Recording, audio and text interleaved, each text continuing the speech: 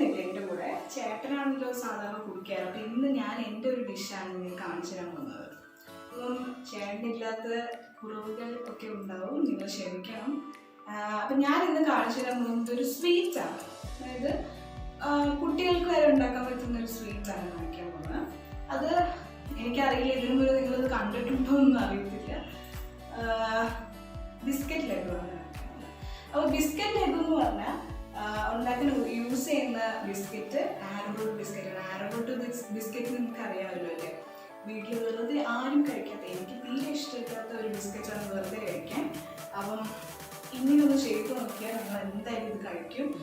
അതിൽ നിന്ന് നമുക്ക് എങ്ങനെയാണ് പ്രിപ്പറേഷൻ നോക്കാം. അപ്പം ആദ്യം നമുക്ക് ആരോറൂട്ട് ബിസ്ക്കറ്റ് എടുത്തിട്ടുണ്ട്. മാരിഗോൾഡ് എന്നൊക്കെ പറയുന്ന ബിസ്ക്കറ്റാണ്. അപ്പം ആരോറൂട്ട് ബിസ്ക്കറ്റ് നമ്മൾ ഇത് ഞാനൊരു ഒരു പാക്കറ്റിൻ്റെ പകുതിയാണ്, ഒരു വലിയ പാക്കറ്റിൻ്റെ പകുതി ബിസ്ക്കറ്റാണ് എടുത്തിട്ടുള്ളത്. ഒരു അത്യാവശ്യം ഒരു 20-25 ബിസ്ക്കറ്റ് ഉണ്ട്. ഓക്കെ, അപ്പം മെയിൻ ഇൻഗ്രീഡിയൻറ്റ് ബിസ്ക്കറ്റാണ്. അത് കഴിഞ്ഞ് നമുക്ക് വേണ്ടത് പഞ്ചസാര. ഓക്കെ, പഞ്ചസാര വേണം. അത് കഴിഞ്ഞ് നെയ്യ് വേണം. അത് കഴിഞ്ഞിട്ട് അതിലേക്ക് നമുക്ക് ആവശ്യമുള്ളത് കാഷ്നട്ട്സ് ആണ്. കാഷ്നട്ട്സ് വേണം. പിന്നെ ഒരു ഗ്ലാസ് പാൽ, ഒരു കുഞ്ഞു ഗ്ലാസ് പാൽ ഞാൻ എടുത്തിട്ടുണ്ട്. നമുക്ക് ഒഴിക്കുന്ന അളവ് ബിസ്ക്കറ്റിൻ്റെ അളവിനനുസരിച്ചാണ് നമ്മൾ ഒഴിക്കേണ്ടത്. അപ്പോൾ ഞാൻ ഒഴിക്കുമ്പോൾ പറഞ്ഞിട്ട് കാണിച്ചു തരാം. പിന്നെ നമുക്ക് വേണ്ടത് ഏലക്കപ്പൊടി. ഏലക്ക ഫുൾ ഏലക്ക ആണെങ്കിലും കുഴപ്പമില്ല, പൊടിച്ച ഏലക്കയാണെങ്കിലും ഏലക്കപ്പൊടി എടുത്തിട്ടുണ്ട്. പിന്നെ ഞാൻ ഒരു ഫ്ലേവറിനാണ് നമ്മൾ ഏലക്കപ്പൊടി ഇടുന്നത്. കുറച്ച് നല്ല ടേസ്റ്റ് കൂടി കിട്ടാൻ വേണ്ടി ഞാൻ വാനില എസൻസ് എടുത്തിട്ടുണ്ട്. അപ്പം ഇത്ര മാത്രമേ ഉള്ളൂ നമ്മുടെ ബിസ്ക്കറ്റ് ലഡു ഉണ്ടാക്കാനുള്ള ഇൻഗ്രീഡിയൻസ്. അപ്പോൾ ആദ്യം നമ്മൾ ചെയ്യേണ്ടതെന്ന് വെച്ചാൽ ഒരു ജാർ എടുക്കുക. അതിലേക്ക് നമ്മളുടെ ഈ ബിസ്ക്കറ്റില്ലേ ഫുൾ നമ്മൾ അതിലേക്ക് ഇട്ട് കൊടുക്കണേ.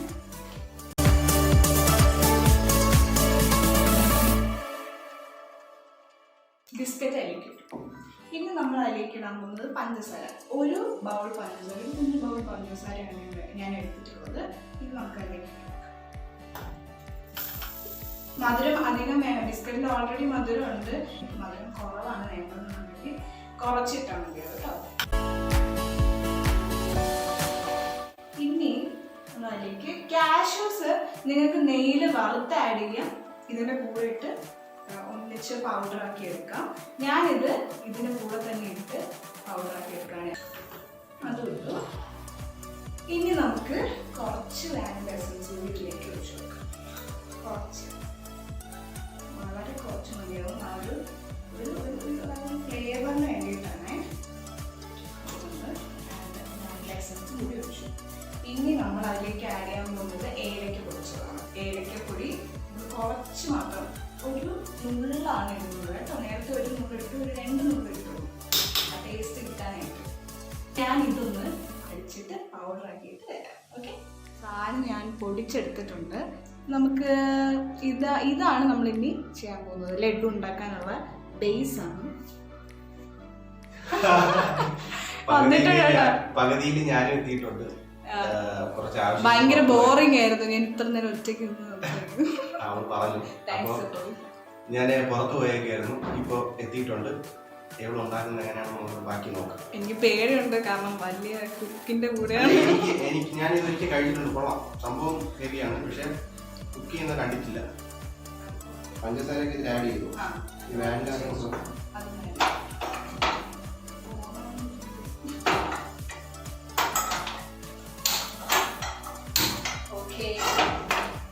ഓക്കെ,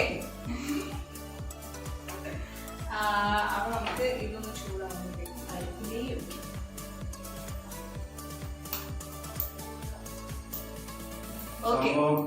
ചൂടായിട്ടുണ്ട്.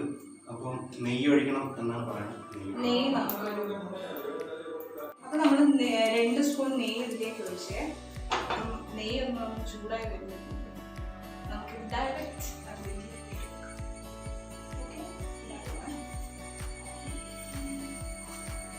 ഇതിലിപ്പോ ബിസ്ക്കറ്റില് ഏലം, പഞ്ചസാര, വാനില എസൻസ് ഇത്രയും ചേർക്കുന്നത്. കാഷ്നട്ട് അല്ല, സെപ്പറേറ്റ് അല്ലേ? അത് അങ്ങനെ ചെയ്യണം എന്നുള്ളവർക്ക് ചെയ്യാൻ കേട്ടോ. ഇതില് ഞാൻ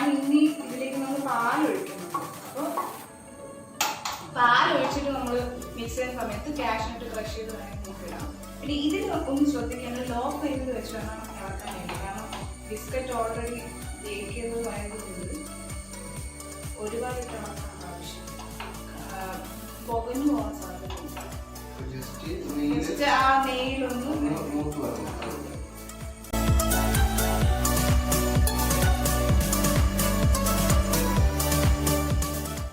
നെയ്യ് കുറവാണെന്ന് നിങ്ങൾക്ക് തോന്നുന്നുണ്ടെങ്കിൽ കുറച്ചുകൂടെ കൂടെ ആഡ് ചെയ്ത് കൊടുത്താൽ മതി. ഇത് നമുക്കിനി കുറച്ചുകൂടി നെയ്യ് ആഡ് ചെയ്യണമെന്ന് തോന്നില്ല, കാരണം ബിസ്ക്കറ്റ് കൂടുതലാണ് വരുന്നത്. അപ്പം നെയ്യ് നമ്മൾ ബാക്കിയിരിക്കുന്ന ബിസ്ക്കറ്റ് എത്ര ബിസ്ക്കറ്റാണ്? ഒരു 25 ഒരു വലിയ പാക്കറ്റിന്റെ പകുതി ബിസ്ക്കറ്റ്.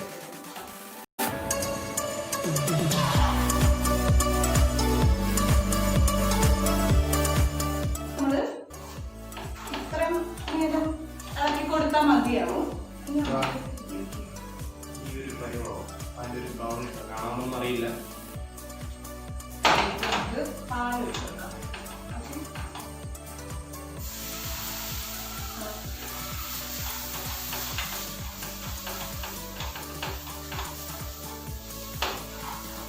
ലോ ഫ്ലെയിമിൽ വെച്ചിട്ട് വേണം ചെയ്യാനായിട്ട്, കാരണം ബിസ്ക്കറ്റിന് പുകഞ്ഞു പോകും.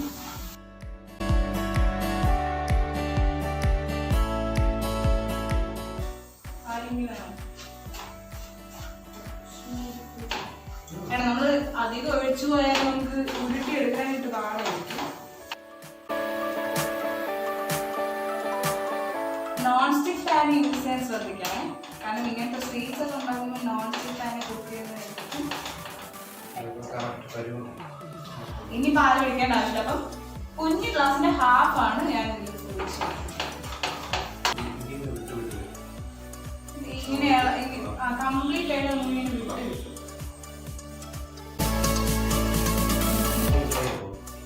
ഇത് ഡ്രൈ ആയിട്ട് നമുക്ക് ഉരുട്ടണം. അപ്പൊ നമ്മളിത് ആറി കഴിയുമ്പോൾ നമുക്ക് ഇഷ്ടമുള്ള ഷേപ്പിനാക്കിയിട്ട് സെർവ് ചെയ്യാം. മാറ്റണേ. തണുത്തതിന് ശേഷം ആക്കാം എന്നാണ് പറയുന്നത്. നോക്കാം. കംപ്ലീറ്റ് ആയിട്ട് വന്നിട്ടുണ്ട്.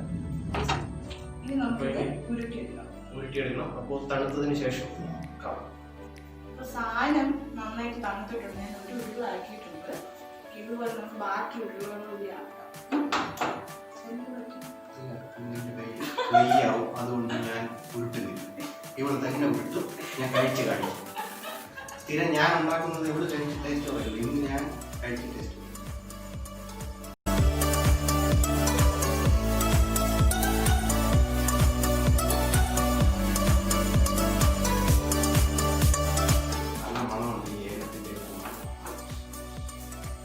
അടിപൊളിയാണ്.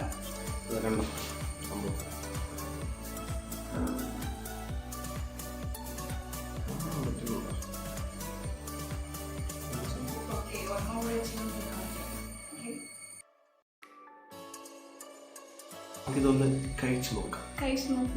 ഇന്ന് ഞാനാണ് ടേസ്റ്റ്.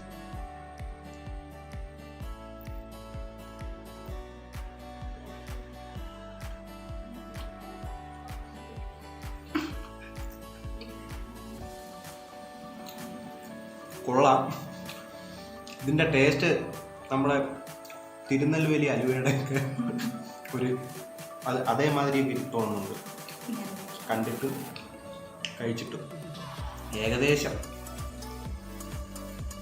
കൊള്ളാം. നല്ല ടേസ്റ്റ് ഉണ്ട്.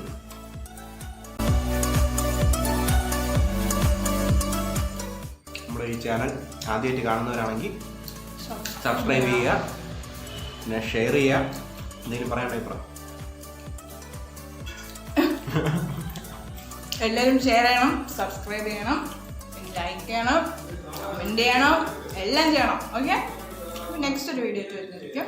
അപ്പോൾ അടുത്ത വീഡിയോ ഞാൻ തന്നെ ആയിരിക്കും. Good bye.